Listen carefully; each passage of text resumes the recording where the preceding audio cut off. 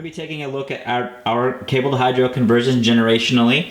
This was our very first that we implemented. This was kind of like a case study that we did back in, like 2008-ish, 9. And this was made out of aluminum. I wasn't quite sure how we were going to do this. And actually our buddy Micah at Concept Fabrications kind of came up with this. And me being the mechanic that I am, I came up with some things that we could change after we actually put this to some good use and decided and determined this was something we could work with.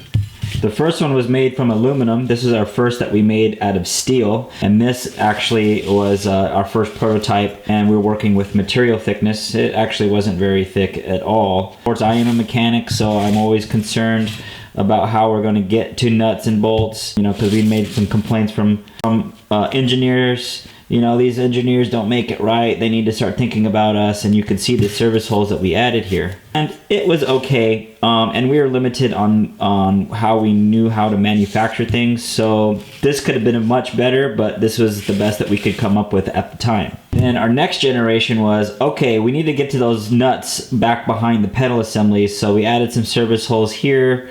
We opened up this area here to be able to get an actual extension to this back bolt, and that is the pedal stop, and we also have a pedal stop here. But on this one you could also see that we added the arm, and of course significantly increased the material thickness here. This arm, we found that it was a must just because of the way that the pedal kind of flexes back this way, because as you're pushing down on the pedal it moves the master this way, and this kind of helped hold it back. And I believe we did this run in almost 2010.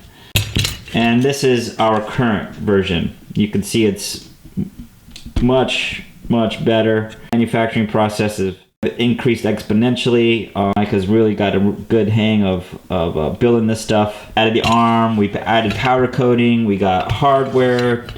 You can see it's light years away from what it used to be.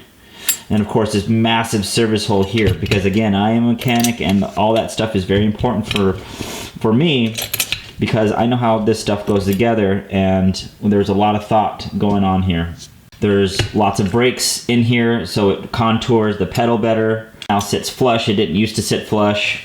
And of course this was my addition when we added the multi-pattern master cylinder there. So again, I'm also from the racing industry, and we had customers with tilt and release bearings that wanted to try this out, and so we made that adaptable. And of course then we moved into Wilwood and we work closely with them, and most of our parts we manufacture are actually for their masters and slaves.